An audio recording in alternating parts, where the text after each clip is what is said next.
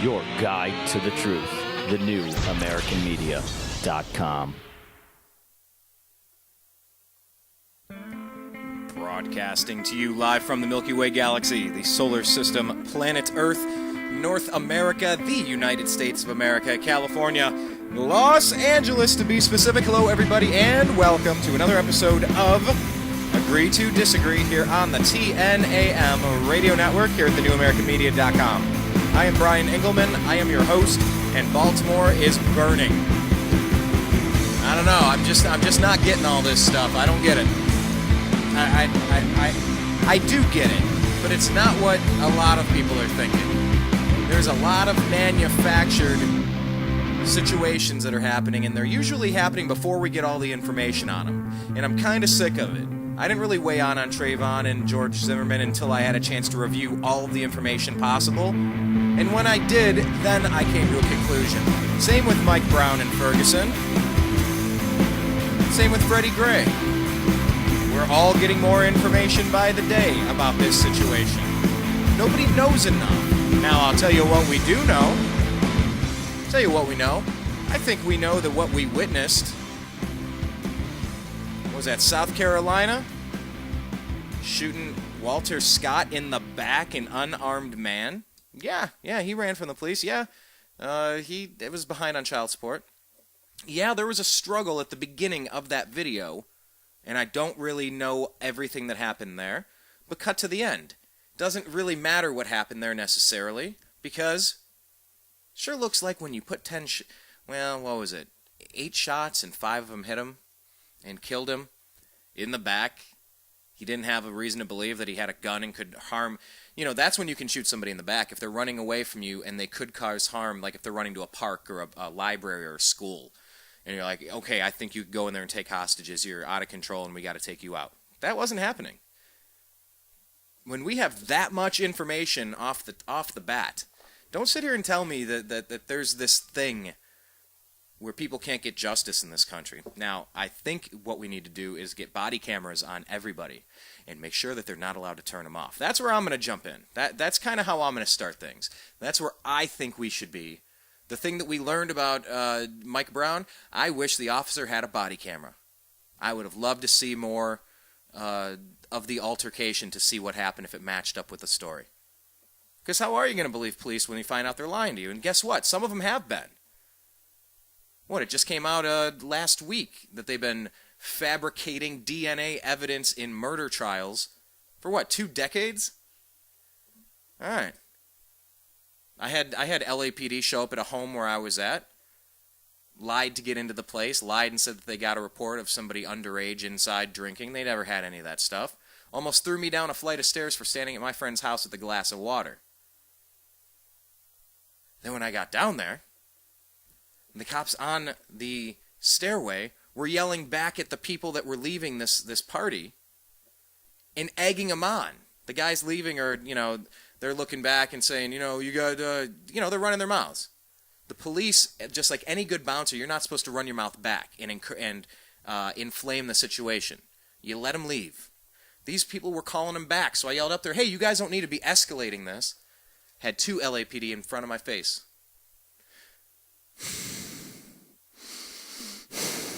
Breathing on me. Little Asian dude and a lady. I think a white lady. Yeah. We have all seen situations where police take things above and beyond something that's comfortable or acceptable. We saw what happened with the Bureau of Land Management with Bundy Ranch. We saw Ferguson with the MRAPs on the street, the mine-resistant armor-protected, I believe is what that stands for, the acronym. We're getting military gear, violating posse comitatus, coming over from Afghanistan and Iraq into our streets to patrol us. If you don't feel the grip of martial law, this Orwellian dystopian nightmare coming, then you're not paying attention. So wake up. It's not a damn black and white thing. It's a human thing. And guess what? The vice is getting tightened slowly, slowly, slowly. Not so slow anymore. Not so slow anymore. So while some people want to make this into a race issue, and just look at the track record of Barack Obama and Eric Holder, look at the track record. It's what they do. Al Sharpton, they stir things up. They want to get you hating each other. Well, guess what? It's a distraction. It's not about Black Lives Matter, because all lives matter. And some of the things that have really upset me over the past couple of days, and going back to Ferguson and watching this, you have every right to assemble, to peaceably assemble and petition your government for redress of grievances. And guess what? I went to Occupy LA when that was going on, and when I was there, nobody was violent, nobody was destructive, and guess what? The police were there. I interviewed the police. They said, we believe it's everybody's right. It's your job to keep us accountable. That was a great interaction, because guess what? They weren't getting attacked. We saw something, I'm a member of many different groups. Actually, a good way to say it is I'm not really a member of many groups, but I'm in a lot of groups, if that makes sense. But, passing around Facebook postings from people saying, hey, it's open season on white cops. I hope to, I could pull it up and read it to you. Somebody in Atlanta, if you haven't seen it on your personal feed, well, I'm just gonna leave it there. But there are some people that are unhinged and have actually bought into this stuff, and that's dangerous, because people like me don't give a damn what you are. If you're a man or a woman, if you're Asian, if you're Native American, if you're black, if you're white, doesn't matter. Latino, doesn't matter. If you're cool, you're cool. And if you're burning things down and breaking stuff, then you need to be arrested. That's not protected in the Constitution. So, what I wanted to do today was bring somebody in that has a background in these types of areas. I have been working with a group called Solutions Institute for a little while now, and Greg is a part of that. So I'm thinking what we'll do is bring him into the program right about now. But before we do, real quick, check out our homepage, thenewamericanmedia.com. On the right-hand side is our TNAM radio button. Click play, listen live. Underneath that is our Twitter feed, so you can click it right off our homepage or find us on your own on Twitter. We're at American_media_. And then under that on the homepage is our Facebook feed, or you could do a search for The New American Media with spaces in between and like the page. And finally, please subscribe and continue the conversation on youtube.com/The New American Media. We're about to have our 4-year anniversary coming up. I believe we celebrated on May Day. However, the Facebook feed and the Twitter page and the homepage and the radio show, everything kind of started in a staggered way over the course of a couple of weeks. But we just call May Day the official birthday of the New American Media. So we got a lot of good interviews, a lot of good conversations, such as when we went out to the Bundy Ranch last year, and we interviewed all the key players involved in that. That was intense. And it was one of those moments where you just feel like one person doing something really stupid could really domino. It could snowball like that. You saw that earthquake and then the avalanche that killed a bunch of climbers, I think a Google exec or something. When these things start happening, the avalanche just happens, and you don't want to be in a crowd where somebody takes a shot at somebody and then 90 people open fire. It'd just be a bloodbath. None of us want to see that. Except I think there are some people that want to see that, and that really upsets me. So anyway, we're going to bring Greg into the program and kind of give you his backstory right about now, if that works for you.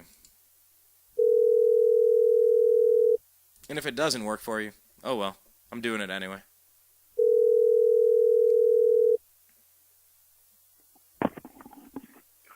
Hello. Greg, this is Brian with the New American Media and Agree to Disagree. You are live on the air. How are you doing, sir? Excellent, sir. How about yourself? I'm living the dream. Thank you very much for joining us today. I kind of waited to bring you in so that I could read your background with you in front of me, at least digitally, so that you can maybe add or expand on any of these things. But I want to give the background. This is Greg McWhirter. Am I speaking your last name correctly? Greg McWhirter. Yes.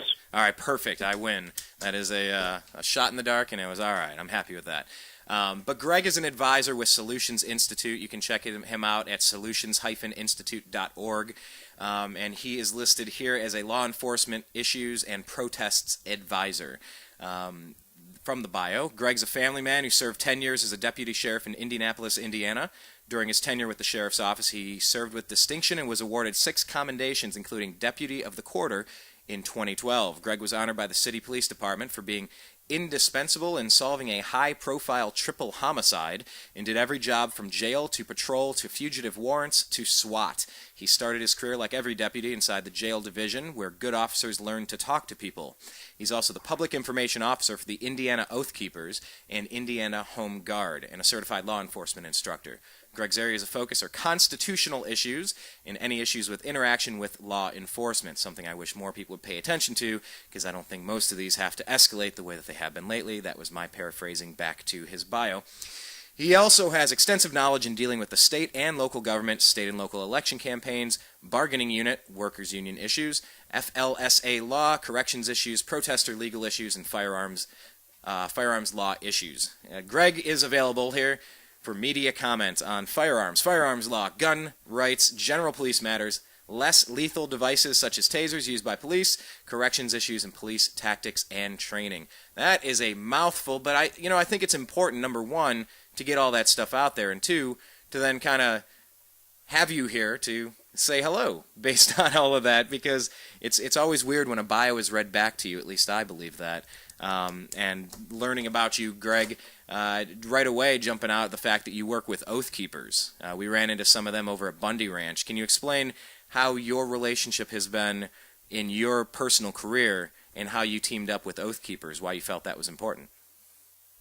Well, Oath Keepers had a very dubious beginning. A lot of people thought maybe it was a right-wing fanatic group, and I was even told by a friend that, hey, aren't those guys white supremacists? And I was blown away by some of the things I heard. And when I got down to it, did my own research, thought for myself, I took a look at Oath Keepers, looked at their mission, and I had a couple phone calls with a couple of Oath Keepers, and I was sold. It was me personally getting back into that, or going back. I'm black. My mom's black. I'm the product of a white man and a black woman, and my view on a lot of things of those issues have always treaded down the middle, because I can see both sides, and I've had to be a part of both sides. But getting back to Oath Keepers, it was hearing things like they were white supremacist group that, hey, we can't have any of that. But the mission really got me there, and the mission, the 10 orders that we will not obey, and being that group that will refuse to obey orders like to disarm American people or to cordon off entire city, pretty much creating a concentration camp, things of that nature. It's important because it's active, and I'm still with my department, by the way.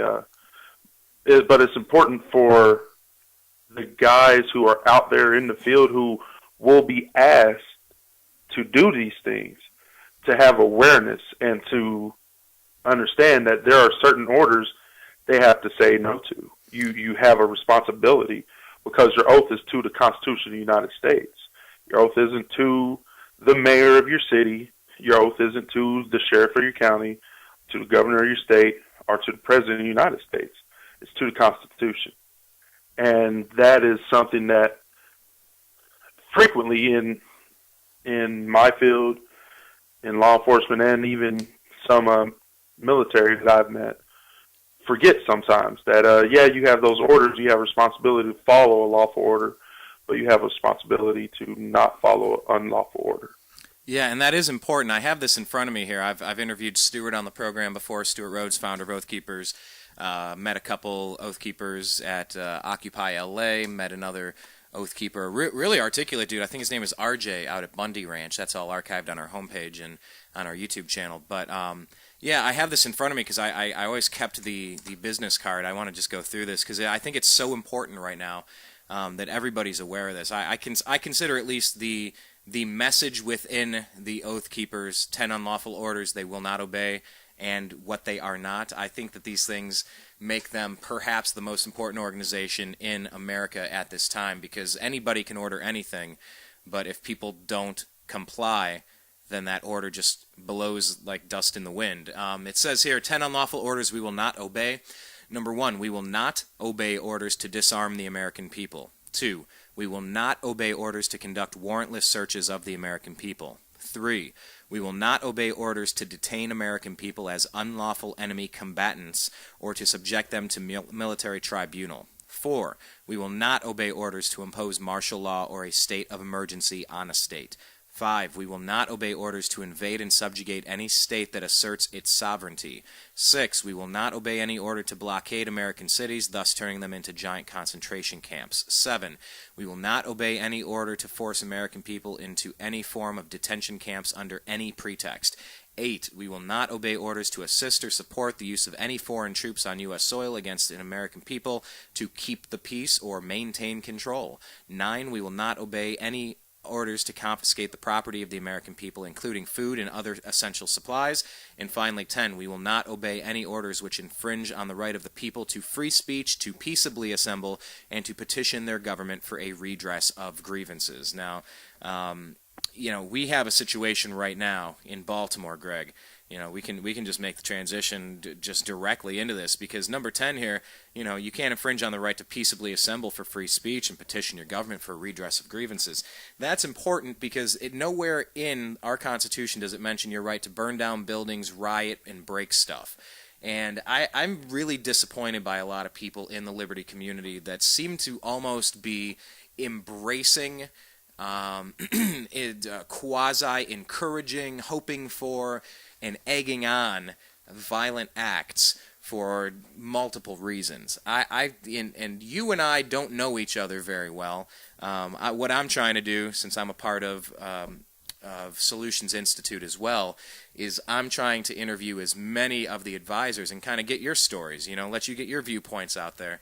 But I've noticed the past few days on social media, there's been a lot of upsetting stuff being said, upsetting memes, some outright lies, and I've noticed that a lot of your posts seem to be very similar to kind of how I'm feeling. So I guess maybe I'll give the floor to you, and maybe you can approach this Baltimore riot situation from any angle you want, because we could talk about this for a long time, I think. Yeah, most definitely. The situation in Baltimore is a criminal situation, okay? When you are vandalizing, when you are destroying property, when you are looting and stealing, when you are committing arson and setting fires, these are not protected by the First Amendment. These are not protected acts. These are not peaceful assemblies. And I think it's reasonable to expect the police in Baltimore to do their job, and that is to not only attempt to prevent, but to also make arrests. We're talking about criminal acts, and nothing, not a single line in the Constitution protects criminal acts. And we've seen videos too, and I haven't gotten to post those to Solutions Institute, but we've seen videos too where there have been prayer vigils where there were over 150 people at the intersection, and their local congressman there in Baltimore was speaking to them, and pastors were speaking to them, and community leaders were speaking to them. And you know how many police officers were there? Not a single one. There is an entirely there is a well-defined line between protected assemblies and criminal acts. And we're seeing lots of criminal acts here. And the police have a responsibility to do their jobs, but to not be heavy-handed and to not, in doing your job, violate people's rights in using excessive force or using violent means at all to restore order. And one of my backgrounds is I'm a less lethal instructor, and so I teach the things that are the deploying of tear gas, CS, the deploying of OC pepper spray, deploying of the rubber baton rounds, deploying of stinger ball grenades, deploying of smoke, even just regular smoke, it has an effect on how you can deal with these crowds. And I can tell you, just in video personally, I am not seeing the things that we saw in Ferguson, where I couldn't understand what tactics to what ends that they were using these kinds of things, versus what we're seeing in Baltimore, which is very well in line with how kind of the national standard of how to use these things are. And there's a few exceptions. You'll see a video where they use a triple chaser. They fire it into a crowd, which is a very flammable form of CS. You shouldn't fire that into a crowd. But on the same note, you see a very, very well and disciplined line of officers. They set the CS in front of them. They protect the can. They let the air carry it over the crowd. The crowd dispersed. And that's the proper use of these things.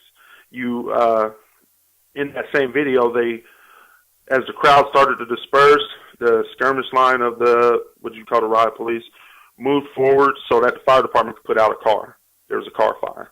And it was very sad when the CVS caught fire and you saw video of rioters cutting the fire hose lines. Again, we're talking about criminal acts. We're not talking about protected speech, protected assemblies, and petitioning your government for redress and grievances. I mean, wanting to, and in Ferguson, weren't people taking pot shots, actually setting off live rounds, aiming them at the firefighters as they tried to come in? Didn't that start even happening toward the end of that one, if you recall? Yes. There was a very specific case where firefighters were working on a fire. Rounds started coming their way. The police, they responded pretty quickly, and they went into action to disperse the crowd. The firefighters had to retreat and let the building burn. I believe it was a gas station, and they had to let it burn. And shooting at firefighters, I can't understand that. I mean, these are the people who do there's no one can argue that their job is not to save lives. No one can argue that. And to fire at people who may have to be in a position to save your mother's life next week, I don't understand that. I can't get it at all. Something else I can't understand. We're talking about techniques, and I want to get your thoughts on this because, there's been this growing thought that after September 11th and with George Bush, and then certainly in the past 6-7 years with Barack Obama, the terms police state and, just hearing about curfews and martial law, this stuff has been prominently discussed in alternative media circles for, at least a decade or two. But what I'm trying to figure out is this Baltimore mayor and her comments. I just want to play these real quick.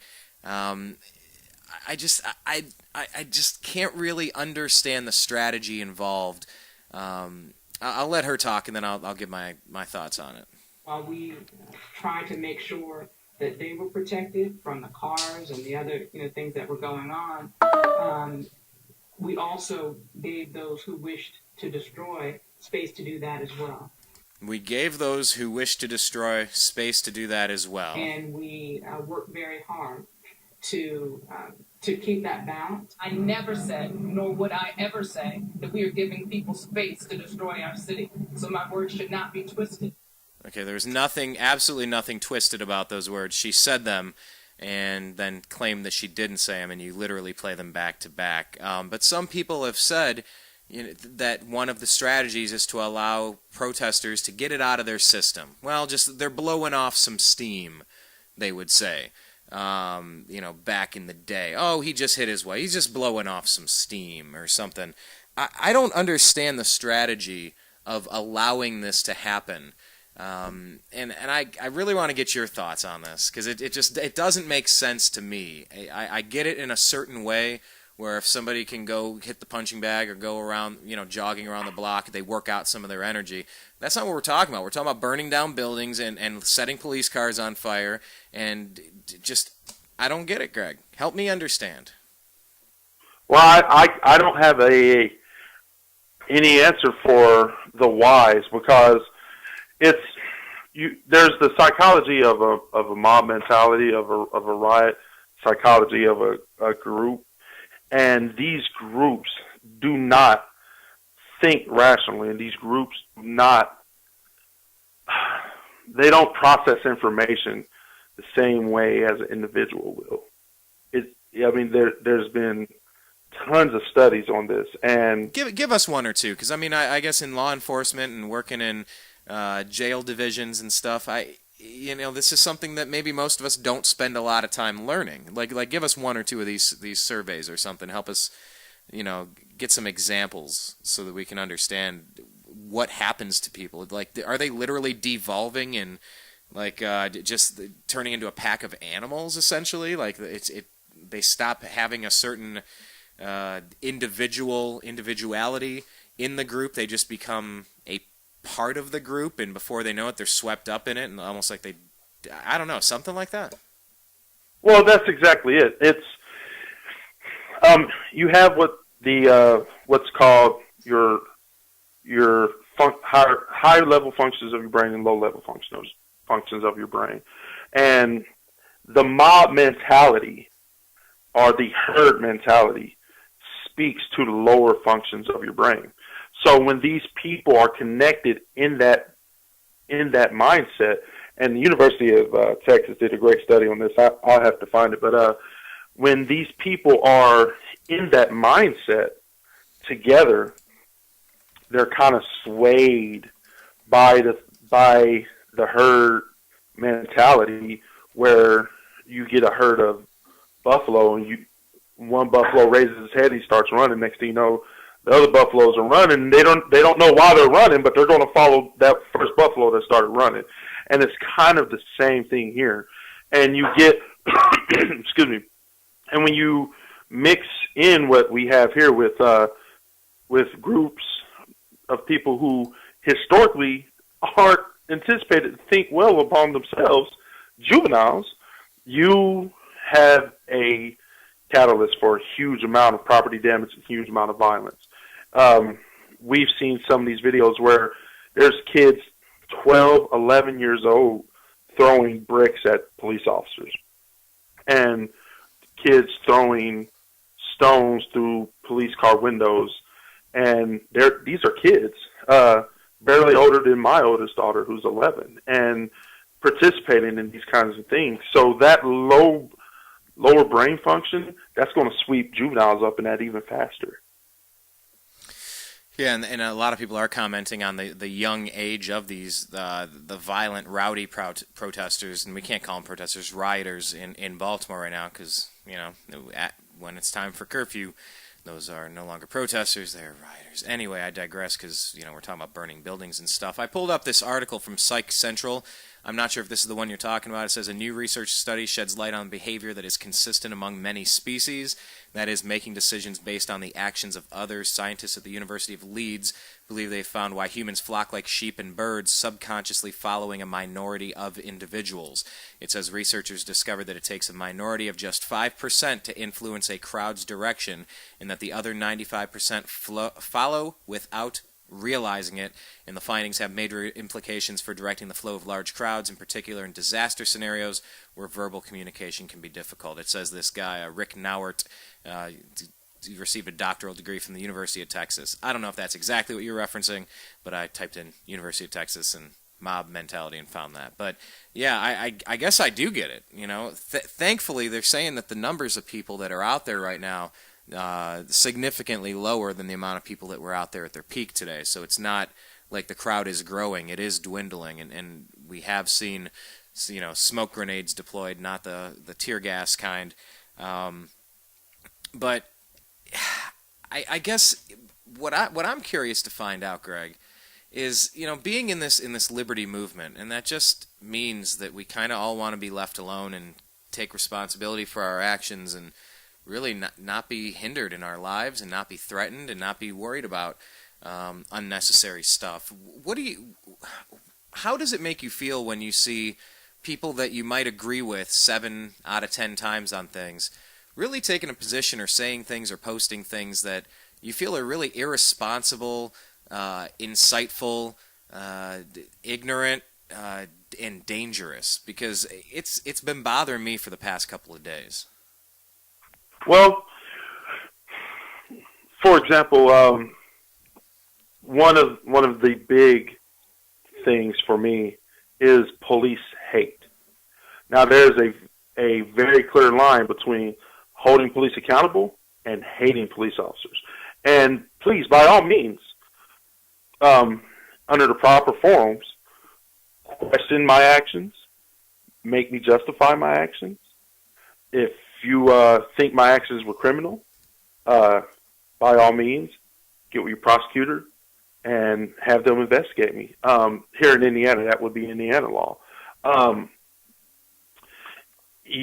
But police hate is something totally different. It's hate, so it's irrational. And I thoroughly agree when people talk about holding police officers accountable. Absolutely. I am a servant of the people of Marion County.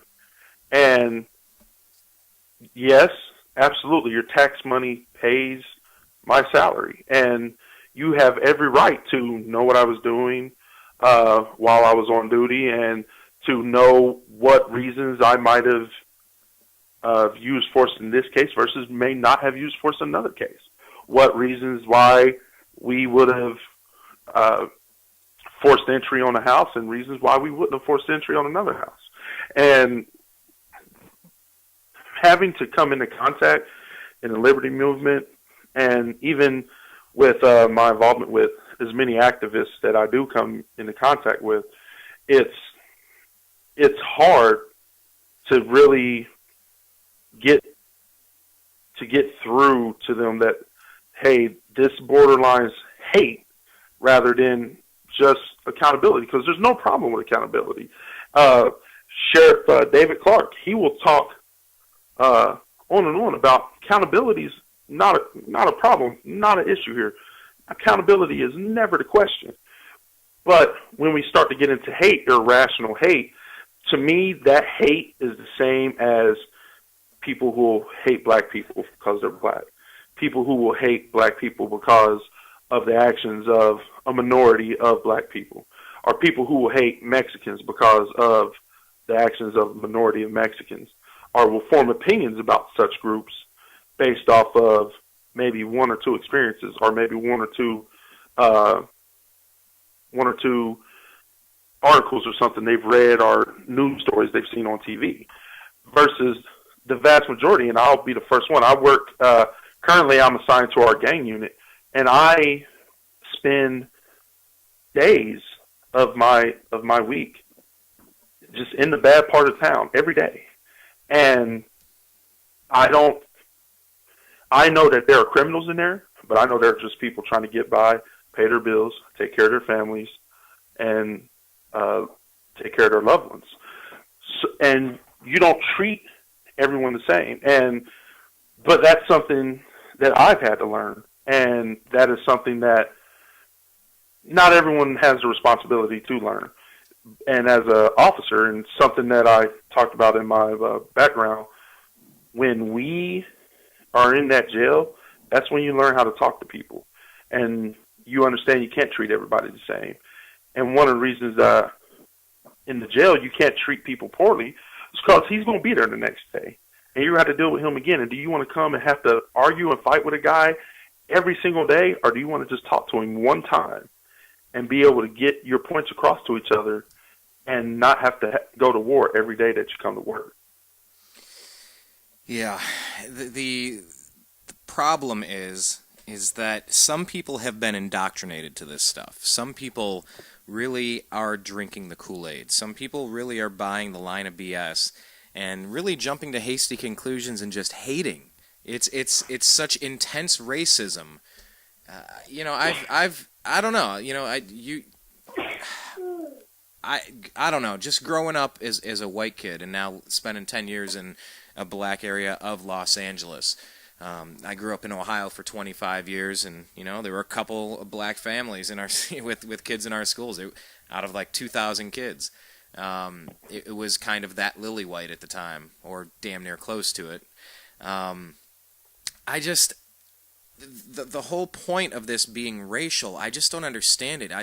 I see Kelly Thomas getting beat to death on camera by a Latino officer in Fullerton, California. Just one of the most brutal things I've ever seen, and those police officers got off. I saw Eric Garner got choked and brought down and killed, and that was actually taped, and they didn't, nothing happened there. I don't see it as a race thing every single time, but then I find something like this. I said I wasn't going to read it, but I will, because I think this goes to the issue of police hate, which is something we need to either stand up and say, hey man, they brought it on themselves, bring it, or no, this type of behavior is despicable and this needs to be rooted out immediately all across our country.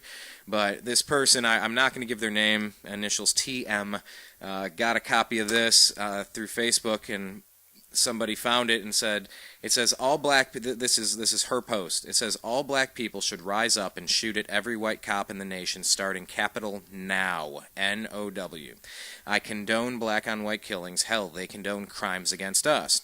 I've thought about shooting every white cop I see in the head until I'm either caught by the police or killed by them. Ha, I think I can pull it off. Might kill at least 15 tomorrow. I'm plotting now. They're reading this shit too right now. Freedom of speech, though. So when you can absolutely show me in the First Amendment where it explicitly says you can't kill all cops, then I'll delete my status. Other than that, capital nope. Death to all white cops nationwide. And this thing was bounced around to a couple of groups that monitor these types of things, and apparently Homeland Security went over there, but apparently her account was shut down and brought back up under a pseudonym. But this is the type of stuff that you will see when you find those deep, dark recesses of the internet. And in some of the activist community, no one person in particular, but you see it. I see it more often than makes me comfortable. But you see types of endorsements for violence and no justice, no peace, and justifying the looting and the burning and the attacks, and well, they brought this on themselves, and it really disgusts me, because if we can, if people's stance on racism have changed since the 60s, and if they've changed on gay marriage, and if they've changed on equality across the board, this type of just blanket hate, this might be the last bastion of the civil rights movement, is the rubber band back to reality from people that are now thinking it's okay to hate white people or to hate cops or to hate white cops. And it's something that needs to be talked about. I am tired of shutting my mouth and worrying about what people are going to say, because the right thing needs to be said right now. And I don't think law enforcement officers need to be painted as the enemy, and I'm certainly going to sit here and definitely not think that white people are the problem. I think that there's a problem, and that's not to diminish the fact that bad things happen and people need to be held accountable, but being on the other side of this race thing, it's very unpleasant, it's disheartening, and it's just as despicable as any other type of racism or prejudice against police. I find it despicable, Greg, and I just found that you and I were posting a lot of similar types of things, defending proper behavior and calling out bullshit behavior. I don't know. I don't know where my question was there. That was just my personal experience. Other than I'll give it back to you. I suppose you take it personally. How do you deal with that? Obviously, being in law enforcement, do you take it as personally as I just conveyed? I take it personally. Well, it comes with the job nowadays. 10 years ago, not so much. 10 years ago, people remembered the 60 guys who didn't go into the World Trade Center to go beat black men to death and shoot them. They remember those guys who went into the World Trade Center to go save lives. They don't remember those guys no more. And those guys took the same oath as I did. And when we talk about this very blanket and deep-seated hate that we see of white supremacists who hate blacks and Mexicans, or of Hispanic gangs who hate blacks and whites, or people who hate police officers. This irrational hate is very, very hard to deal with, and it comes with the job nowadays. And you have to fight that battle individually, one at a time. You hate police, why? Or do you want accountability, but that message is bleeding into hate, or vice versa? The message of hate is bleeding into police accountability, and we have to combat that hate. And I see all these memes. I just had a conversation with a community leader here in our town, where she had posted a meme on her social media, and it talked about police accountability and showed the pictures of 4 officers who were never held accountable for their actions. And then when you do a little research into these 4 officers, 3 of the 4 stood trial and were acquitted by a jury. They were arrested and charged and put on a jury trial and were acquitted. Every right given to every American was afforded to these officers. And to say that they were not held accountable is unreasonable when they were arrested and charged and put on trial. And a jury found them not guilty. And so when you go further and say, well, they were found not guilty, well, what more do you want us to do? What more can you demand? You demanded a thorough investigation. It happened. You demanded an investigation by a third party. It happened. You demanded an arrest. It happened. You demanded a trial. It happened. And now we see when the trial comes, and I'm not defending these officers' actions at all. One of their actions was completely deplorable. But for whatever reason, the jury found him not guilty. And we, as a society, have agreed that this is going to be the way that we're going to run things, and these are the rights that we're going to protect for every single individual. Hell, not even Americans. Non-U.S. citizens come over here and commit a crime and are given a right to a trial. So when we face that irrational hate, it's really hard for me to deal with and to understand. And every individual time that I face that, it's another breaking down that either you hate or you actually are asking for accountability, but you're bleeding into hate. So as we move forward with these things, for example, the shooting of Walter Scott, absolutely no reason, through no training of any law enforcement academy that I could think of, would ever justify that shooting. Being trained that way is not, I can't imagine any certified law enforcement academy or any police department would train their officer and say, that's what we want you to do. Absolutely not. You don't, under no circumstance, do you shoot a man in the back over what is essentially a misdemeanor, that fleeing in most states is a misdemeanor unless you are fleeing in a vehicle, which is a felony. But fleeing on foot, that's misdemeanor. And you're taught day 1 in your academy, well, maybe day 12, that no lethal force is to ever be used to apprehend someone for misdemeanor.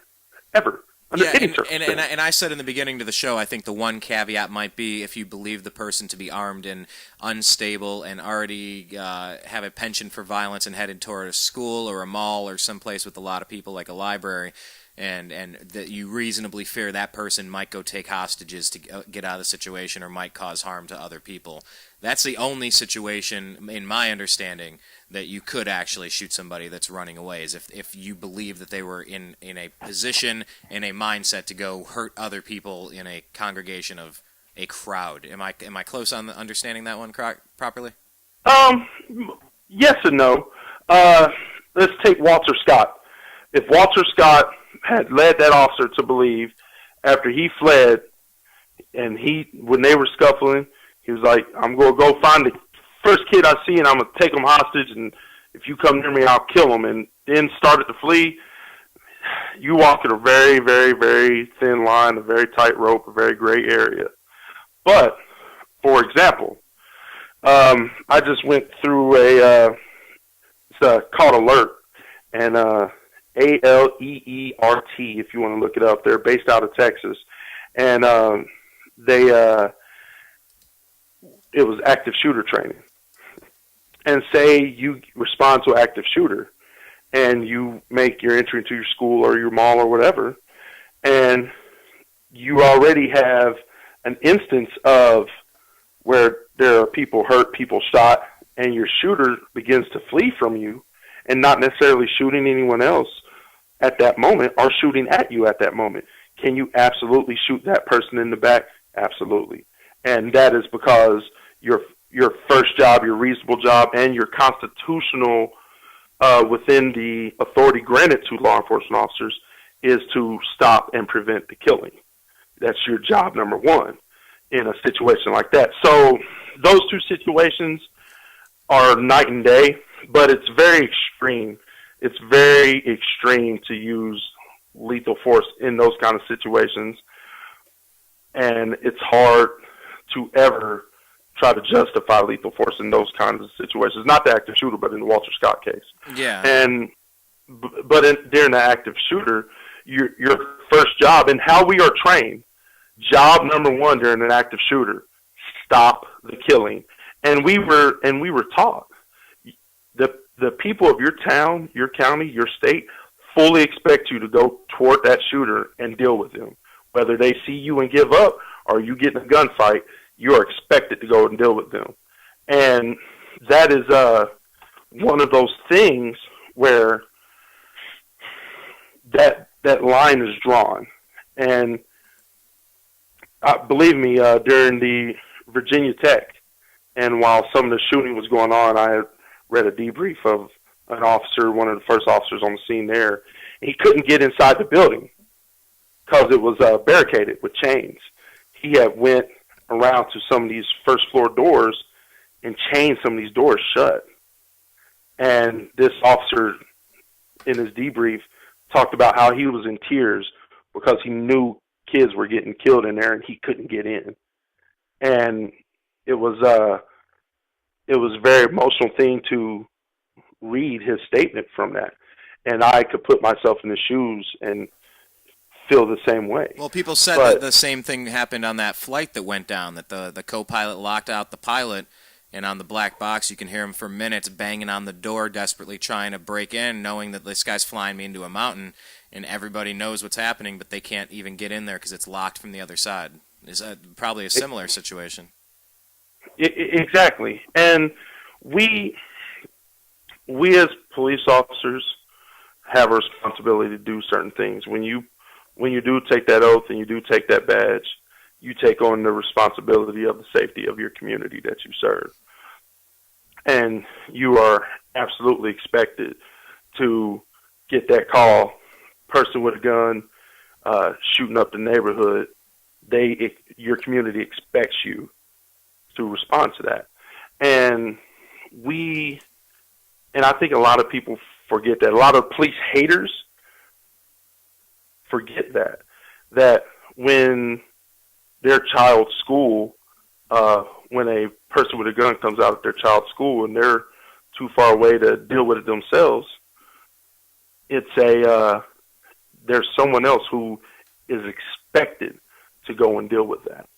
And that's something that a lot of people forget. And that's the part that I take personally. I guess I gave a very long-winded answer of what I take personally. You're allowed but to. That's the part I take personally, is that if your child was in danger, you expect me to go and deal with that danger. And however, you're still a jackbooted thug who wants to go kill black people. So it's hard, but it's part of the job, and you just have to deal with it every single time you find it. Just today, we had a gang member. He was back in town.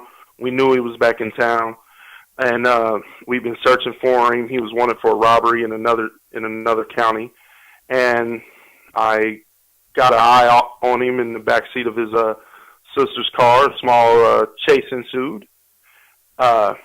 We conducted a felony stop, got the driver out, who was his sister. The sister gave us hell verbally. What are you doing? Put those guns away. You guys have no business stopping me. What are you pulling me over for? What's your probable cause? But we had every right to stop that car because I knew a wanted felon was in it. And when we got her brother, the wanted felon, out, wanted for armed robbery, he was probably the coolest person on the scene out there. Hey, man, I'm caught. I'm done. Sorry we didn't stop it immediately. When I told her to stop, though, we did. I was going to try to run on you, but I decided not to. There's too many of y'all. So I gave it up. And not one officer, and there were 3 agencies there at the time, not one officer treated that guy poorly or anything like that. But this growing era of police hate is spreading to even like reasonable people who like that guy's sister. And it's just something we need to combat. And I don't know if you ever read my article I wrote for Solutions Institute, but talked about how communities could regain control of their police and things like that. It talked about bringing back community policing, but a lot of that, I put a lot of that responsibility on the line officers who take those runs, who come to the door, and on their bosses, the chiefs, the deputy chiefs, the training instructors. We have to cross that line. We have to be the ones to reach out back into our communities. We have to be the ones to put the satellite roll calls and go and talk to the people in the neighborhood. We have to be the ones to get out of our cars and go take a walk and talk to the people in our neighborhoods. We have the ones to take that extra risk sometimes of maybe I don't have to shoot this dog that's coming at me. I might have to take a bite, but now I shoot this dog and the neighborhood's in an uproar about it. So, because as far as the neighborhood knew, the dog was a nice dog, but to me, this dog was about to tear my hand off. So, hey, I had 3 pit bulls rip out the throat of my neighbor's dog a few years ago. I ran outside to help. I just told this story a couple days ago, and I ran outside to help. The elderly lady, she's crying and yelling and screaming and half Spanish, half English, and the dog's dying with its big black eyes, just looking up at you, knowing that its soul is leaving. These 3 pit bulls chased me into another building, and if it wasn't for somebody in the street distracting the 3 pit bulls, the one that came up first and the 2 that triangulated it, I was in trouble. These things were hunting, and they did not like me being out there. And it took an hour and 15 minutes for the first police officer to arrive, and that's something. Yeah, these things are real, and it's easy for everybody else to sit on the sidelines and play armchair quarterback, Monday morning quarterback, if you will. I could have done that better. Why did they pick that running? Hell, ask the Seattle Seahawks. Why did they throw the ball? They should have run Marshawn Lynch. Okay, I get it. Like, all right, maybe, but in the heat of the moment, don't you think the Patriots were expecting that, which would have meant that would be maybe a decent play if you executed properly? But that brings me back around to what you were saying with firefighters and these, when you're going into these places expected to save children from active shooters and burning buildings and whatnot. There's that line that comes up all the time: guns save lives and police clean crime scenes. Meaning, hey, if I could defend myself, I have a fighting chance. Otherwise, I'm waiting an hour and 15 minutes for the police to show up. And you see this in these big cities now. What is your feeling on the Second Amendment and the fact that some of these cities like Chicago, Detroit, Los Angeles, Baltimore, they do everything they can to make legal and responsible gun ownership almost impossible for the good guys, so that the only people who are armed are the bad guys? What are your thoughts on that one? Well, I am an individual. Let me start by saying this. Every vote on a ballot, when I vote, I look at that person and their issue and what issues they're talking about, and what their platform is, from my city, county council to the president of the United States. Every vote I cast is important to me, and it's on a case-by-case basis. I will vote for Republicans. I will vote for Democrats. I will vote for independents. And you will see that if you were to look at my ballot, you would see these marks everywhere. I'm never a straight ticket or straight party voter, except for under one circumstance.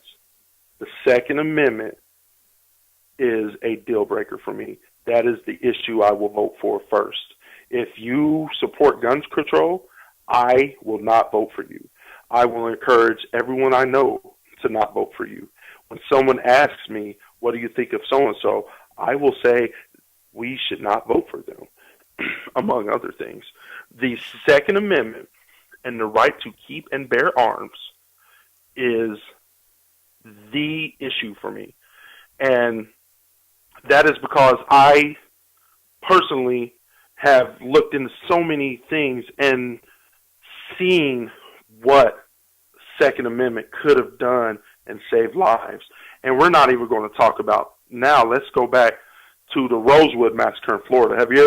If you've ever done anything on that, blacks were not allowed to possess firearms and were massacred. When was it? When was this? I'm not as familiar. I believe this was in 1919, and I will look it up while I speak about it just a little bit more. There were somewhat of a race riot over a black man being accused of raping a white woman.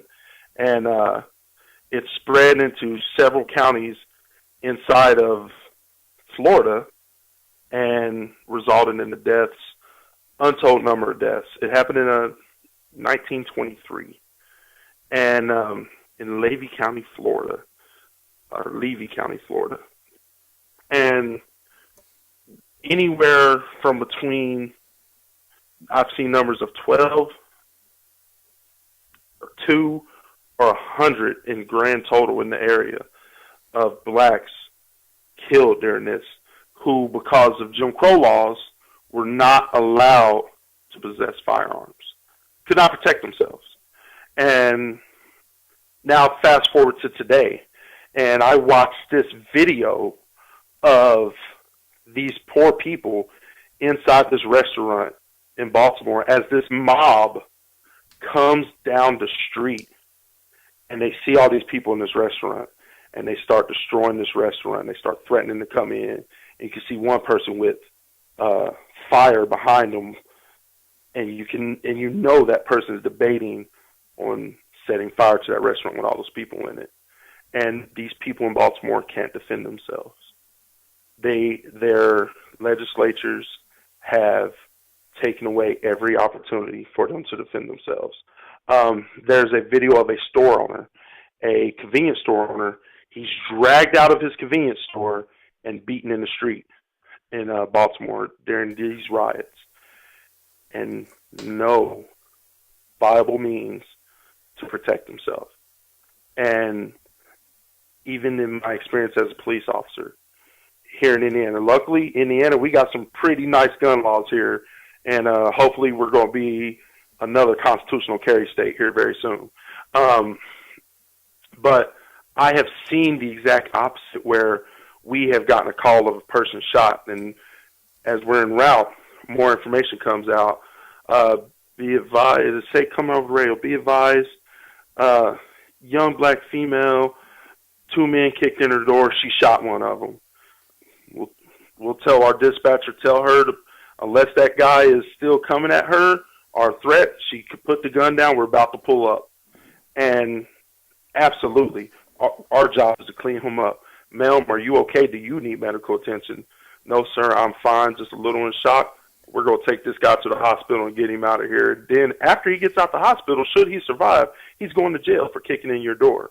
So that kind of thing is not afforded to these people in Baltimore to be able to protect themselves, that shop owner, those people inside that restaurant. And the Second Amendment guarantees these other rights. And people say that and they hold it cliche, but it's very relevant when you look at things like the Rosewood Massacre. And it's very, very real. And and these things do happen here.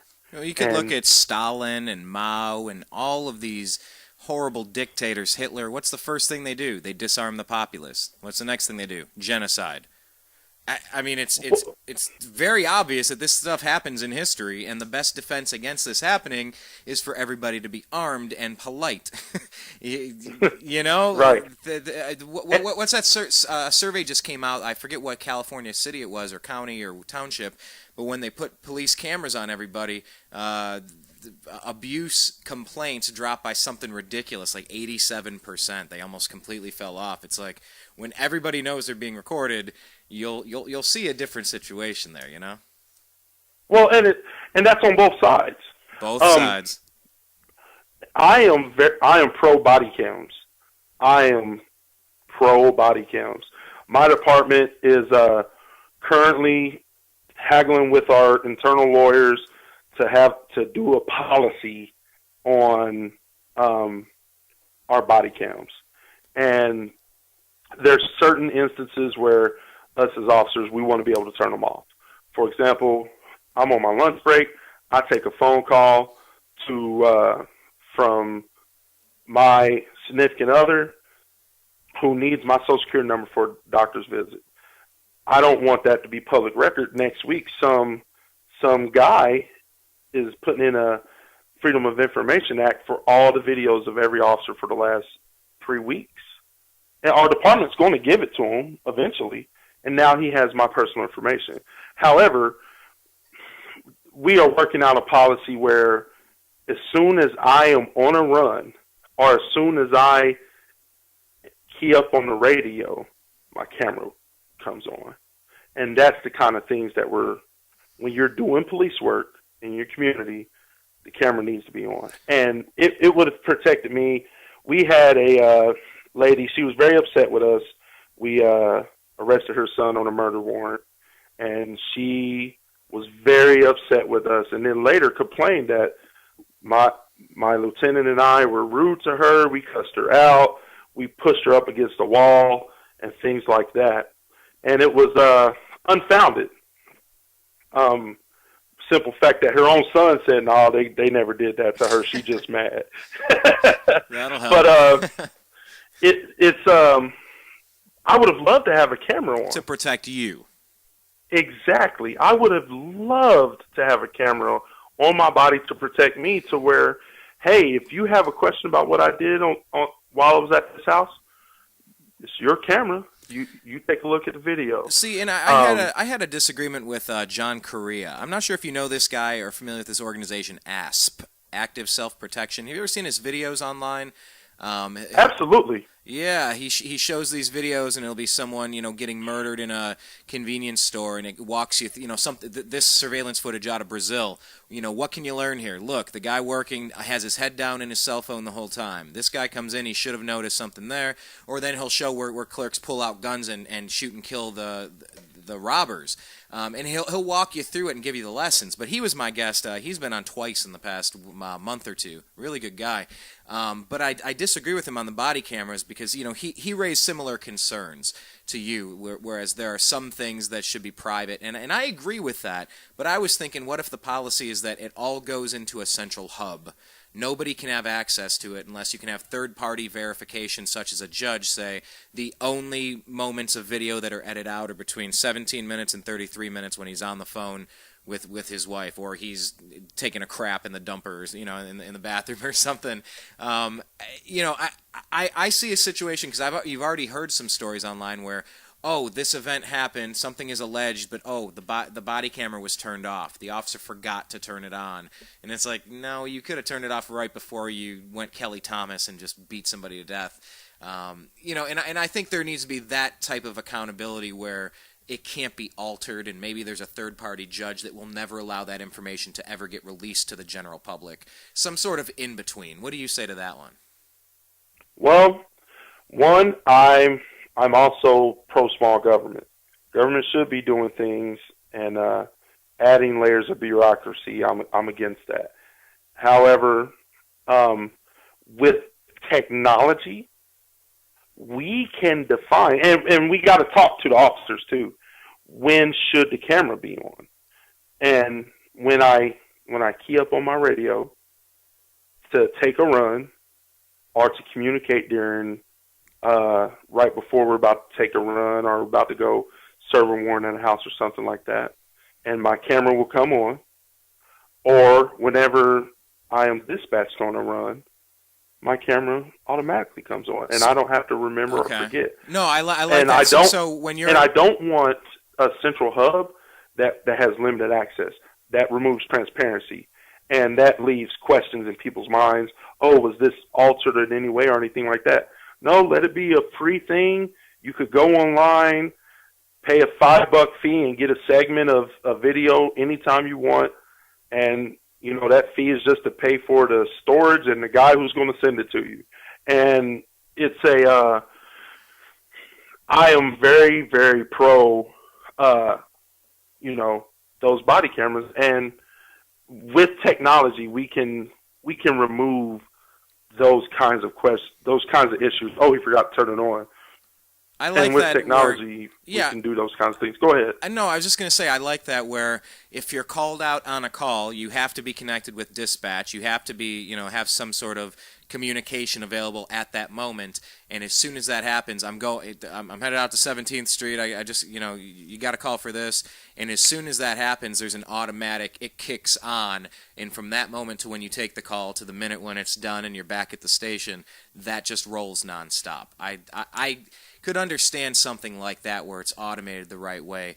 And I think it's interesting. Like I guess there's a lot of different angles to cover with the body cameras. Maybe this should be an entire show on body cameras, such as, these are the reasons why we should have it turned off, and here's who should have the final say on releasing the information.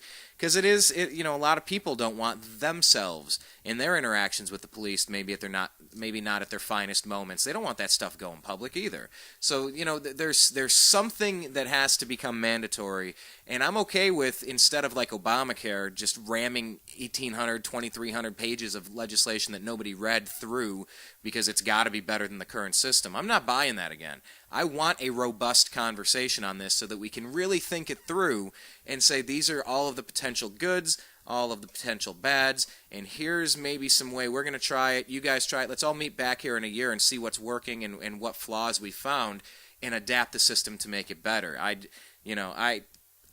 hope that that's just me being smart enough to not think that I have all the answers to life, but we'll see. I really hope that that's what comes out of the Michael Brown shooting was, if Darren Wilson really did nothing wrong, that guy's entire life was ruined over nothing.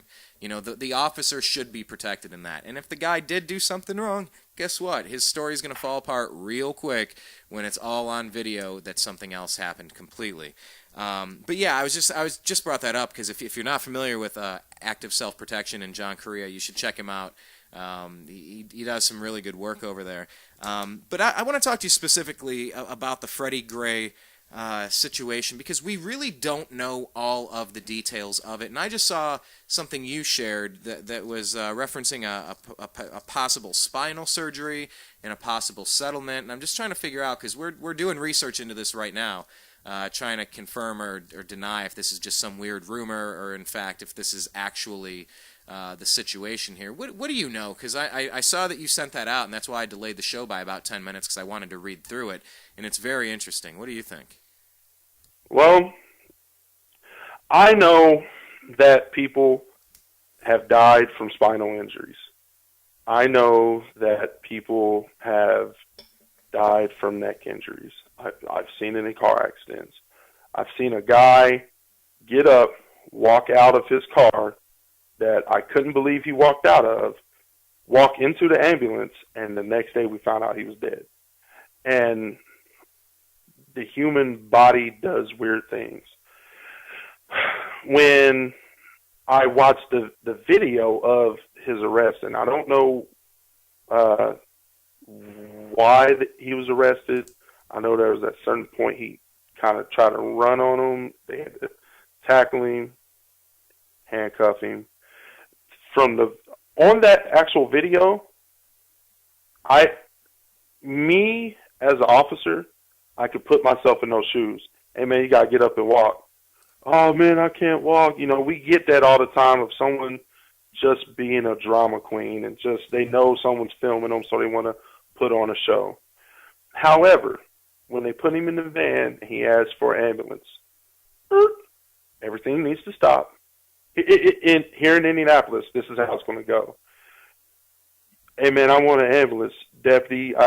My back hurts, or I can't breathe, or something like this. No problem. Get out the wagon. We're going to stay right here. We're going to call an ambulance. Under no circumstance in my department, under no circumstance will you unnecessarily delay or not provide access to medical treatment of someone who you have just arrested or is in our custody, in our jail, who's been remanded from court, who you've arrested on the street. They ask they want an ambulance. Why? Because my head hurts. Well, we got to give them an ambulance. And we, under certain circumstances, that could be delayed if there's a danger or something like that going on. But I didn't see that there. Now, I understand, and even the mayor of Baltimore has admitted that there was a delay in him getting an ambulance. But I don't know of anything else that would have led it to it until I find that link today, and we see in that link screenshots of taken from a website that I haven't verified yet, but talks about a case search, and it shows Freddie Gray Jr., and it shows his date of birth, and it shows who he's having, it shows that there's a tort, and it shows that there's a open case. And that right there needs to be looked into, whether by social activists, by anybody who's seeking the truth needs to look into that, in my opinion. And it's if there was a pre-existing spinal injury and he had just recently had surgery, and for whatever reason he comes into contact with Baltimore police, he takes off on them, they tackle him down, it aggravates his spinal injury, he goes to jail, from jail he goes to the hospital with the spinal injury and dies. I don't want to sound wrong here, but those things happen. That is the cost of doing business sometimes. Sometimes people with pre-existing things, they may need to go to the hospital, or something happens to them. And these things happen because you're out there dealing with all manner of people who, before you interact with them, there's not a little box floating above their head with their medical history and their criminal history and everything else in their past that comes forward after the fact. Not until You Google have- and DARPA get their way. Exactly. And, we can, like you say, we can Monday morning quarterback these things to death. And people gotta understand, and the courts do. And the courts understand that an officer is just dealing with the information that he has at hand. And the phrase is the totality of circumstances. And what he sees and what he knows at the time. And this Freddie Gray, there's a lot going on. And I applaud the investigators on this, because you got to understand, it's a homicide investigation. And just like Sheriff David Clark said, he said it better than anybody. He said it's a homicide investigation, folks. We don't ever rush homicide investigations. You interview everyone involved. You look at all the evidence. You look at all the forensic evidence, in this case the autopsy. You look at everything, and you interview everybody. Something a lot of people don't know who want to take their personal cell phones and videotape the police. If you videotape the police and then you videotape a crime and you are identified by the media or whoever, and the police get a warrant for your phone to get that video and capture that video, that unedited video, you could lose that phone. And it happened to a guy here who he wanted to videotape IPD officers here in the city, and he got video of a guy throwing a gun who was a serious violent felon, and they got a warrant for his phone and went and got his phone, and when they were pulling the video on his phone, they pulled video of child pornography. So he was arrested for child pornography. But when we go and when we do those things, we are kind of opening a can of worms. But this Freddie Gray, in this situation, there's a lot to be said there, and I don't think that when those investigators go back and look at the video and go to the actual device that recorded it and see the unedited raw video from the device and interview all the people. I mean, it's in an inner city neighborhood in Baltimore. There could have been 25 people who saw that interaction from start to finish. And do you want those investigators to rush through those interviews? No. And then on top of all of that, of those police investigators, they should be giving all of that information to a prosecutor or a district attorney. Here they're prosecutors, some places they're district attorneys. And those people should mull over all that evidence before they decide, over every statement, over every piece of evidence, before they decide to file charges. And that's not just for the police. For me to go and get a arrest warrant for you, I have to go through my supervisors, and they go over all my probable cause. And then I have to take it to the prosecutor, and the prosecutor goes over my probable cause. Then the prosecutor takes it to the judge, and the judge goes over my probable cause to find out if there's probable cause to issue an arrest warrant for someone. And it's the same thing here.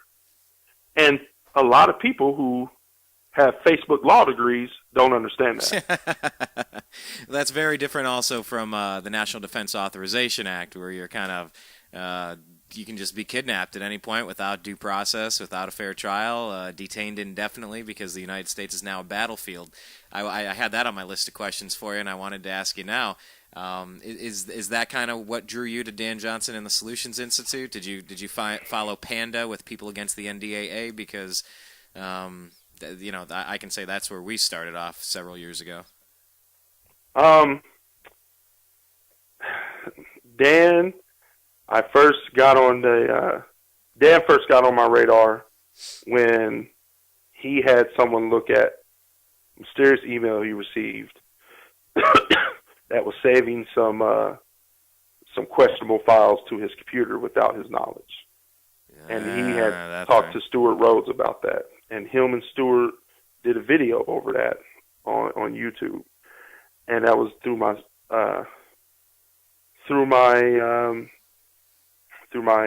research into Oath Keepers. That's when Dan first got on my radar, and Dan, I know you're listening. I love you to death. It blew my mind that this kid was 18, 19 years old, out there, putting himself, if there's a list of people they're going to pick up, Dan is near the top. And this kid is putting himself at the top of that list. The list. And, the list. Yeah. And I have to throw my lot in with him. And me and Dan don't agree on a lot of things, but we absolutely agree on NDAA. Under no circumstance should a person be seized without proper due process, period. If you want to seize a person, we already have the means to arrest terrorists. We don't need NDAA. We have the means to put these people in jail. We don't need that. I have different take on Gitmo. If these are really enemy combatants who are committing crimes against American soldiers or their own people, we need to try them and imprison them based off of that trial. We don't need to hold anybody indefinitely. And that is from, 9/11 set all that up. And we could do a whole show on 9/11 one day if you like. Yeah, we could. We could. It's I just had a conversation just in passing about it. About when's the last time we were attacked? Was it 1812? No, it was World War II. It was Japan. Then it was no. We knew about that. They needed that to happen so that the public would support the war effort.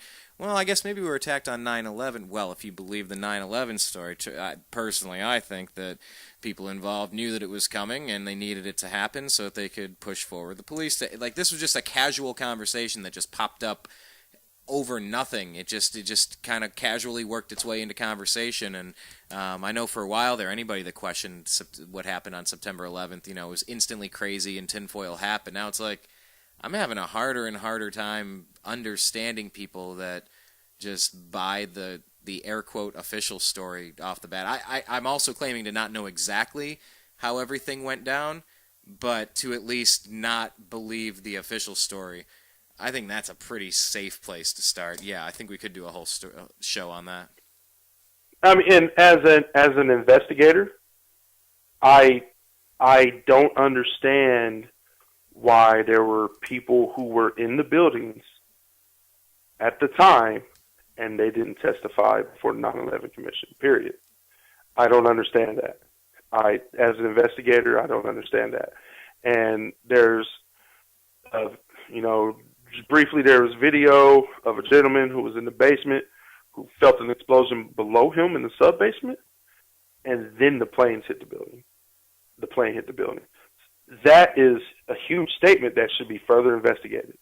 And this guy has been going around telling the same story for 14 years. The same story. You realize that was 14 years ago? How different the world was 14 years ago. Well, there was no NDAA. There was no YouTube. YouTube is now 10 years old. There was no Facebook. There were no iPhones. Man, it's the world has gotten bigger and gotten smaller at the same time, and we through the use of technology we can make the world bigger and we can make it smaller, and we can find the answers of things like 9/11. Let me buzz through a couple of points, questions I wanted to quickly ask you as we wrap this up here, Greg. But before I go, two quick things.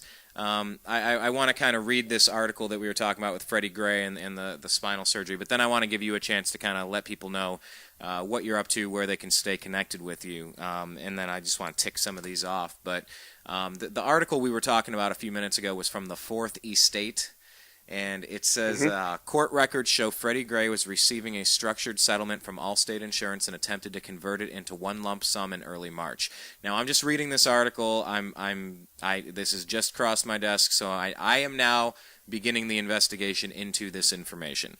It says, exclusive, the Fourth Estate has been told that Freddie Gray's life-ending injuries to his spine may have possibly been the result of spinal and neck surgery that he allegedly received a week before he was arrested, not from excessively rough treatment or abuse from the police. The Fourth Estate has contacted sources and these are unnamed sources, unfortunately, so it makes it very cloudy right off the bat, but you will see. Sources who allege that Freddie Gray received spinal and neck surgery a week before he was arrested, and he was allegedly receiving a large structured settlement from Allstate Insurance. The surgery is allegedly related to a car accident in which Gray was involved. Sources allege that Gray also attempted to refinance his structured settlement into one lump sum payment through Peachtree funding. If this is true, then it's possible that Gray's spinal injury resulting from his encounter with the Baltimore police was not the result of rough handling or abuse, but rather a freak accident that occurred when Gray should have been at home resting and not selling drugs.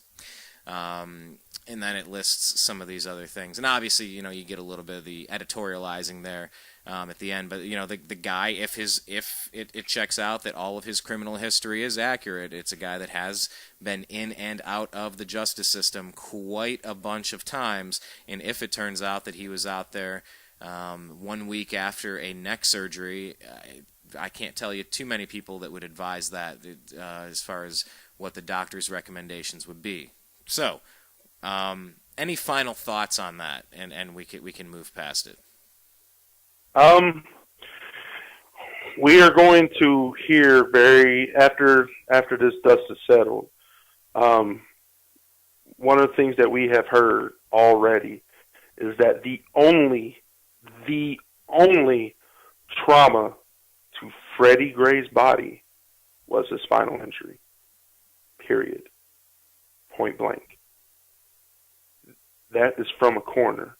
Now, if the Justice Department wants to send a forensic investigator to do another autopsy and find the same thing, but with Baltimore having 200 and some murders every year, I'm sure they know what they're talking about. So that's my final thought on that, and I think that the truth will come out eventually, and we'll have to do this all over again, just like Ferguson.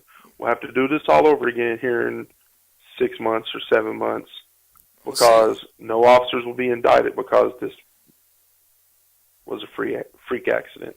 And that's one of my biggest frustrations with this is it's how could you, if you're Spike Lee, tweet out what you think is George Zimmerman's address and it turns out to be an elderly couple? How can you basically sick the dogs on somebody without gathering the information? I can't sit here and say the police did nothing wrong, and I can't sit here and say the police ought to be locked up forever. We're investigating. We're trying to get information. I can't stand when people jump to conclusions without having the information on hand, and that's why I took my time with the Trayvon Martin thing, with the Mike Brown thing. Kelly Thomas, I was pretty clear cut on. The Eric Garner thing, I felt like the police officer should have faced something, knowing that the chokehold is not proper protocol. And then you look at it on the other side, you're like, that's a really big dude, and he was kind of like saying, I'm not going, I'm drawing my line in the sand right here, I've had it with you guys. It's like, you got a combative person. How do you get a combative person down without tackling him down? What were your thoughts on Eric Garner? I have had a round and round and round about Eric Garner, and I'm a big guy. I'm 6'8", 380. I'm a big guy. I'm sorry. Did you say 380? Correct. Okay. And wow. Yeah, I'm a big guy. I fill up the door when I come through your door. And you know what you need on your picture on Solutions Institute? You need to put a village behind you. To a little bit of scale. For scale, exactly. I want to see you towering over like Samson or something. Wow. Okay. But Eric Garner. Big guy too. All right. It does not escape the imagination that a big guy gets in a scuffle, has problems breathing, and could die related to asthma attack or heart attack or whatever. I have seen where the coroner said his death was ruled a homicide. That's one person killing another, justified or not. It's a homicide. And having to wrestle a big guy to the ground, and then he starts having chest pains and later dies cardiac arrest. That's a homicide. But on the same note,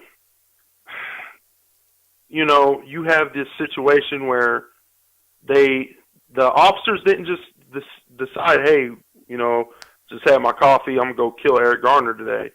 But on the same note, they got called to that place and were asked to deal with someone by that shop owner. And it's one of those situations. It's a tragic thing. Something bad happened. Could have been prevented. Yeah, but we can Monday morning quarterback everything. Could have been prevented. Yeah, if you'd have just talked to the guy a little bit longer, maybe you've been able to calm him down. Excuse me. But that's not how it went down.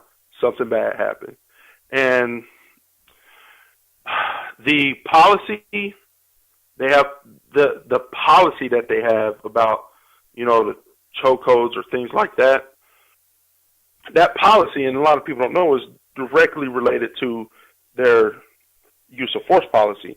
And a chokehold or something for someone who's a resistor, just physically not going to give you their hands. They're not throwing punches, but they don't want to give up. Okay, that's a low-level resistor. That's what your taser's for. That's what your OC's for. And that's what's just wrestling the guy down to the ground. But a chokehold is a higher level of force than that. And that's where he violated policy, was he used a higher level of force than what is normally necessary for something like that. Then the Supreme Court has given the objective reasonableness test. And would an officer in your same shoes have done the same thing that you did? And me, viewing that, I probably wouldn't have. I don't mind talking to people. Hey, we got all day. I get paid by the hour. We'll talk you down. But at a certain point, hey, it's time for you to leave. And if you refuse, well, then you're going to go to jail. And we're going to do what we need to do to make that happen. So that's Eric Garner in a nutshell. Eric Garner could have prevented his death. On the same note, so could that officer. I wanted to also ask you, how irresponsible do you think that our leaders are? Just from Barack Obama to Eric Holder to in air quotes leaders, Al Sharpton, the people that are stirring this up. Barack Obama, out of one side of his mouth, he says, that these are thugs. Just I don't think these are criminals destroying the city. But then on the same side, he then spends minute after minute after minute after minute, kind of making excuses for it. And then the professional race baiters like Al Sharpton come in, and I mean, what are your thoughts on that? I don't really listen to Barack Obama. I'll say it. Whatever he says, I know is bullshit. Period. His handlers have given him something to say, or he has said, I need to say this, and it's BS. If he really wants to care about the people of Baltimore, if he really wants to care and do something about the violence that's going on, talk to the Maryland's legislator and Maryland's governor and give those people the right to keep their firearms and to protect themselves. That's what you need to do. Because how many business owners are going to get dragged out of their store and beat to death when they fire off that first round and put that first guy down? I don't think too many more are. Yeah. And watching that liquor store robber, and just tearing it apart and dragging him out, and some dude that has nothing to do with anything runs in and just gives him a huge kick. Like, these could kill a man. Why is this happening? You know, that guy has every right to put a bullet in somebody that could end his life in the streets like that. Absolutely. And when you come to use of force as a civilian, the level of force that you can use as a civilian is much higher than mine as a police officer. All you have to do is articulate that you had a viable threat. Hey, I was afraid these guys were going to kill me, so I shot one of them.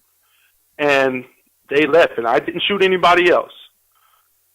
That's perfectly legal and perfectly reasonable. Well, here in Indiana, I'm not familiar with Maryland's laws about use of force, but in Indiana, that's perfectly reasonable. In those situations, and we don't have many riots in Indiana, and when there were the Ferguson riots going on, we didn't have that situation here in Indianapolis.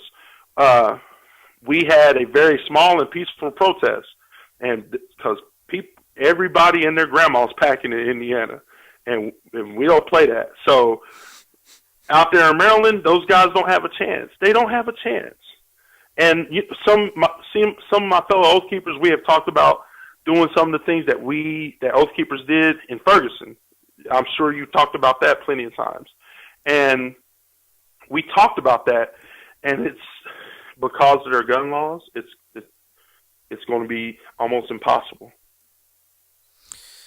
Yeah, and you witness a bunch of celebrities now are calling for peace. You've seen Carmelo Anthony, The Rock, and Ray Lewis calling for peace. Ray Lewis hilariously defended himself from a murder charge outside of a nightclub in the past, and it's just funny that he's calling for peace when he made his career in a violent sport of football and was actually accused of murder at one point.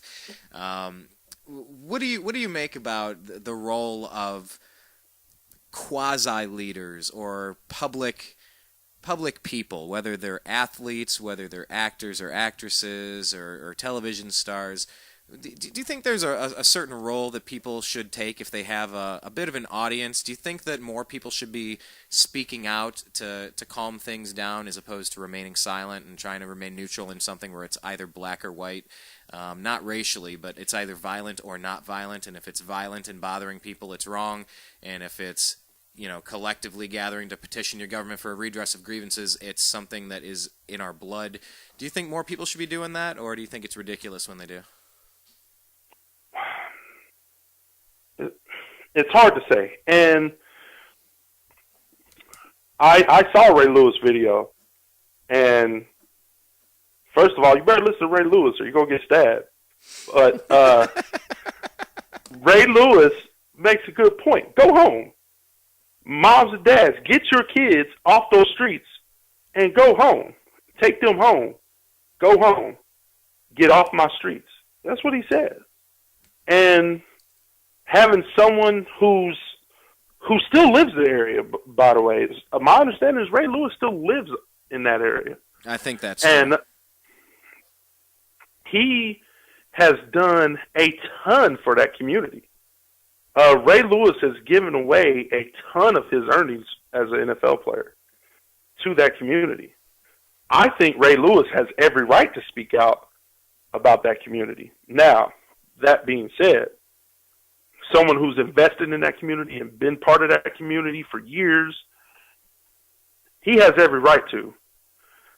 Should, some California celebrity who doesn't know squat and has never set foot in Baltimore start getting on TV talking about what's going on out there? No, shut up. You don't know. I want Sean You're Penn's not part opinion. of that community. I want Sean Penn's opinion on this. What's Ludacris think while he's promoting Fast and Furious? It can get absurd. I get that. But yeah, okay, he might get the pass because he is local and that is his community. That he's been associated with the Ravens for a long, long, long time. And I know because I've rooted against them as a Cleveland Browns fan as soon as they stole our franchise, ruining a decade or, let's make it two, of football for me. I'm certainly no Ray Lewis fan, but all right, I'll give you that because he is a local and he is somebody that's kind of in the street of the people, figuring out what's going on. And that brings me to this next point is you mentioned that you worked in the gang units, and I'd seen this story coming up that the Crips and the Bloods had joined forces. What have you learned about that story? Is that they were targeting police, or that they're trying to protect their neighborhoods, or some gray area in between? I have seen conflicting things already. Same here. There was there was some information received that was viable.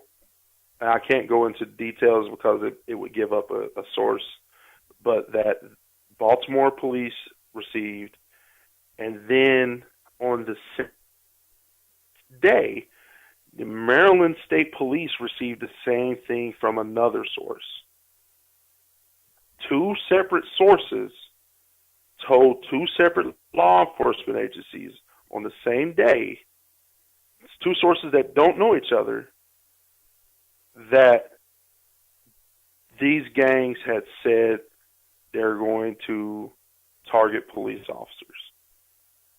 Now, getting it from one guy we might not listen to. It might not be that big a deal. We're getting it from two viable sources, from two different agencies who then talk to each other like, you heard this too? Oh, we need to disseminate this. But on the same note, I saw a video, and it's social media, and you got to take social media with a grain of salt. Always. With a couple of gang members who saying, we never said we were going to be targeting police. We said we got to join up and do something about this. And then I saw the video of gang members and the Nation of Islam at a prayer vigil asking for peace. So it's and then unfortunately the rabble rousers showed their ugly head, and there were fights started, and there were people supposedly with guns. Violence started, and the police had to come and be the bad guys. But it was one of those things. And also, you can check out the Solutions Institute where I posted. You'll see a photo taken by a Van Applegate. He is a social media kind of journalist who's out there right now in Baltimore, and you will see lines of black men standing in front of the police, protecting the police. And that picture was taken today. I like seeing those. I've been seeing some good stuff. I saw community members pitching in to clean up the CVS, and a little kid giving the police water, and pictures of a lot of community leaders forming a line right in front of the police, saying no, to stop this, to the people behind them. I don't know. That's a tough job, man. When I was out at the Bundy Ranch, I was out there, Thursday and Friday, and then I had a wedding to go to on Saturday in Las Vegas, so I had to leave, and that's when all of it went down, when they got the cattle back. But I'll tell you what, man, it was really intense, and seeing the video of the next day when they were all riding down there, and the BLM had all their assault rifles trained on, these dudes on horsebacks and cowboy hats, like something out of Young Guns 4. It was intense, man. I couldn't really imagine, and I guess I could because I chose to go there, and I'm interviewing people, and they're saying, yep, right up there on that mountain range, that's where a sniper was. They had a sniper over there. The helicopter flew this way. They were shooting cattle in the head for fun as they went out over that pasture, and it was very real that this was a place currently under assault, and it kind of came to a head the next morning, really bright and early. But to be right there on the front lines of that stuff, you gotta.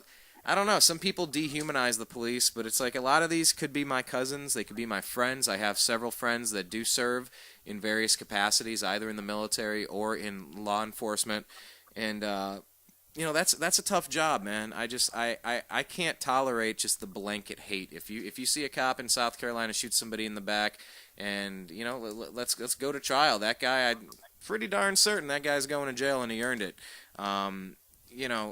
I think we got to be cautious when we just lump everybody into groups. But that's why I wanted to ask about that gang threat, was just trying to figure out what the truth of the story is. But like you said, you've seen conflicting reports, and I will probably just have to vet that out over the next few days, see how it pans out. But probably final batch of questions here is just that the mother who identified her son in the crowd, that's the video that's been going viral, and she starts beating him on the head and trying to take his mask off, and that type of parental involvement to get out there and have a hunch her kid's up to something and go follow through and actually out him on TV. Some people are calling her Mother of the Year, and some people are saying, like, well, if you were a better mother, you wouldn't have raised a kid like that. And it's like, well, I don't know. Where I stay, it's like kids do what kids are going to do, but it's your job to intervene before things get too bad. What did you make of that video? Because it's kind of the biggest thing, and we'll probably use a screen grab of that for this episode. It's I'm sure you probably see my response to it online, and that is, I was product of a single black mother. Me, my mom, and my brother. That was it. And the way that a single black mom is going to raise two men is hard boundaries. And if you violate those boundaries, well, like we say here in Indy, it's that ass.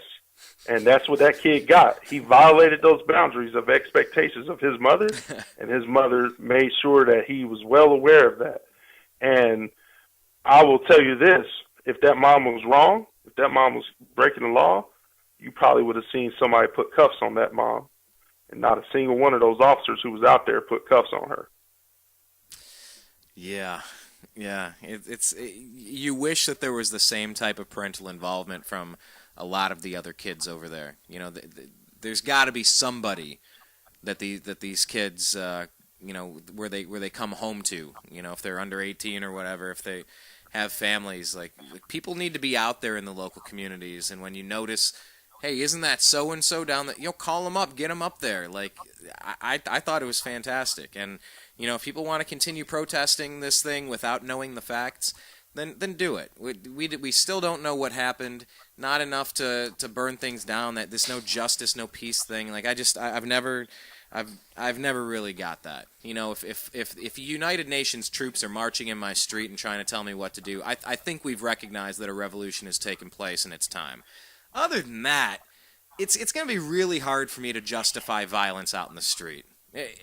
Am I just a wimp for thinking that way, or do you think that encouraging violence is really going to be counterproductive to the cause, Greg? Well, it's absolutely counterproductive to the cause. Okay? We didn't get the Civil Rights Act through violence. Period. Okay? We didn't repeal Jim Crow laws through violence. We did not. We just didn't. Okay? Yes, a civil war freed the slaves. It started a whole mess of things that had to be worked out in the course of the next 100 years afterwards. But excluding that, did we get those things through violence? Absolutely not. And there's no justification for it now. Well, we can pray for peace, and we'll see how this all works out. It's it's a fluid situation. You hope that cooler heads will prevail, but this idea that it's cool to go out and burn stuff down and attack people, I'm not okay with that. I'm not just going to sit back and allow that to be the way that it is. I can't accept it, Greg. And that's why I wanted to get you on here. I know you and I had been talking. Coincidentally, I think, I just started noticing some of your Facebook posts in the Solutions Institute group, and kind of said, all right, you should kind of get in the lineup here, come on the show sometime. And then as this thing happened, I said, well, I'm not waiting until our regular Friday show, because this is kind of breaking current stuff. I want to get my opinions out here. I don't want to wait until we've heard it all, because I don't want to sit on the sidelines for this. And just knowing your background and knowing that you're trying to do good for the local community, that's something we need more of. So we got another minute or two here, but while we do, I guess maybe tell us a little bit about what you're up to, what you're doing at Solutions Institute, and how people can stay in touch with you, Greg. Well, you can always get a hold of me through Solutions Institute. Check out my bio. It includes my contact information. And anytime you need some advice on these things, I'm absolutely going to offer it. We have one rule at Solutions Institute, and that is we do not, under any circumstance, advocate force. So if you're not advocating force onto a people or a group of people, by all means, we will help you out. And contact me through there.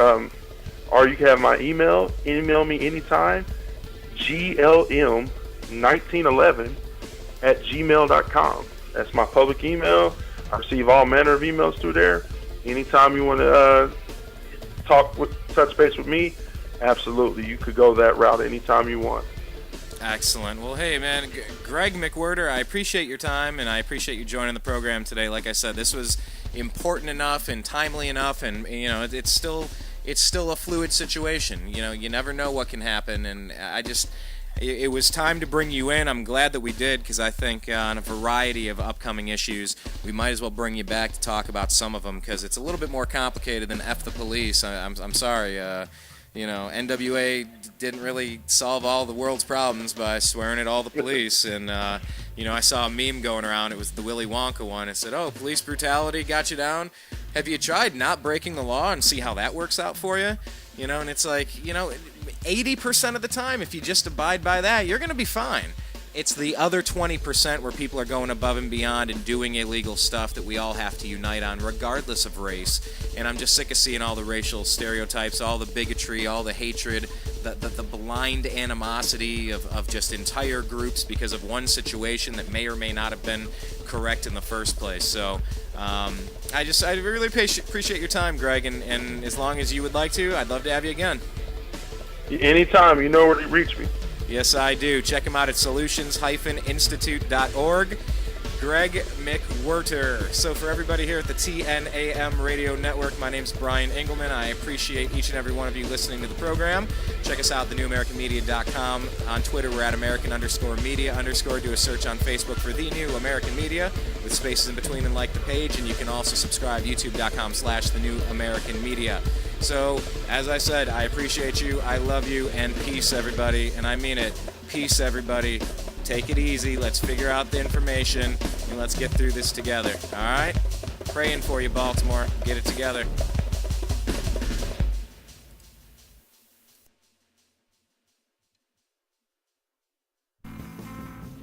You are listening to the New American Media. Hi, everybody. You're listening to Agree to Disagree with Brian Engelman, and this is John B. Wells reminding you that not only is Brian Engelman a cool guy, and not only is the newamericanmedia.com a very cool platform, but here's a cool idea for you, too. Are you alone? Not really.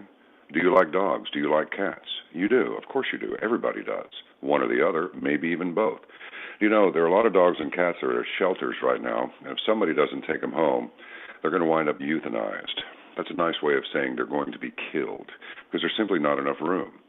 I guarantee it, the best dogs and the best cats, the best pets come from shelters. There's something about dogs and cats. They know. They know where they are. You walk through one of them, and certainly at least one is going to look at you and go, I wish you'd take me home. I'm in hell. Please take me out of here. It'll be the best thing that you ever did for your soul. You'll feel good about it. And not only that, but you have a friend for life. Doesn't matter if you got money, you don't have money. Well, it doesn't make any difference to a dog or cat. All they need is the sound of your voice and maybe even the stroke of your hand, and they're fine. Maybe a little food every once in a while. The sweetest sound that those pets ever hear is your voice. Think it over and adopt a cat or a dog from a local shelter today. I'm telling you, you'll be glad you did.